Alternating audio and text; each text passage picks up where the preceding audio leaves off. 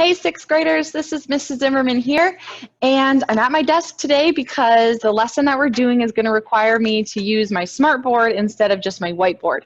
So what we're doing today is more practice with better buy. You covered unit rates yesterday and everything related to getting a ratio or a rate back to 1.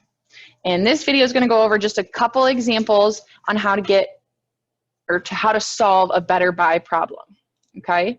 So I'm going to share my screen here so you can see it. Perfect, okay. Now I am going to leave. You're not gonna be able to see me, but you should still be able to hear me, okay?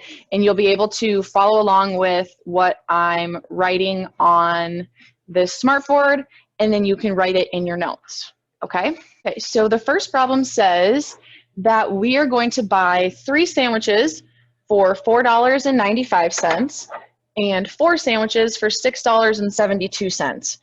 And they want to know which of these is going to be, the better buy, okay? So you know from yesterday that we need to take each of these ratios and turn them into unit rates. So the first thing I'm going to do is make a table, okay? And you can see that we're comparing sandwiches to dollars. So I'm going to have sandwiches to dollars. And my first one is 3 sandwiches is going to be $4.95. Okay? So to find the unit rate of that, I'm going to need to figure out how much does 1 sandwich cost. So over here for sandwiches, we're going to put a 1.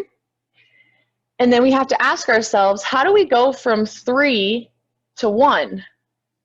We divide by 3, right? So 3 divided by 3 is 1. So that means I need to divide $4.95 by 3. So what that's really saying is $4.95 divided by 3. I'm letting you use your calculator for this lesson. So this here is exactly what you would type in your calculator. And then once you do that, you're going to get an answer. It works out evenly, $1.65. There's no rounding, just 2 decimal places and you're good to go. So the next thing we're going to do is make a table for the next ratio. Again, we're doing sandwiches to dollars, okay? And it says we have 4 sandwiches and that's going to cost us $6.72. Just like before, we're trying to figure out how much does 1 sandwich cost. Well, to get from 4 to 1, I have to divide by 4. So I have to take my total price and divide that by 4. So I'm going to do $6.72 divided by 4. Put that right into my calculator, and it works out to be $1.68. Okay? Now, I've got 2 unit rates. So this sandwich is going to cost me $1.65. This sandwich is going to cost me $1.68. Which one of these is going to be cheaper? $1.65. So what's the better buy? 3 sandwiches is going to be the better buy. All right, let's look at another one. Okay, so here we've got some watermelons. Okay, what's the better buy? 2 watermelons for $5.50 or 5 watermelons for $16. Okay, we've got fewer watermelons that are going to cost us less and a few more watermelons that are going to cost us more. So just like the last one, make us a table. Okay, we're comparing watermelons to dollars. 2 watermelons is going to be $5.50. Okay, now we need to figure out what is 1 sandwich going to cost, or not sandwich, that's watermelon. We're doing watermelons. What's 1 watermelon going to cost us? Okay, to get from 2 to 1, I have to divide by 2. So if I take $5.50 and divide it by 2, put that directly into my calculator, I'm going to get $2.75 for 1 watermelon. Now, you probably get the hang of it. We're going to do the next one. So my table is going to be comparing watermelon to dollars. 5 watermelon is going to be $16. So what does one watermelon cost? We're going to be dividing by 5.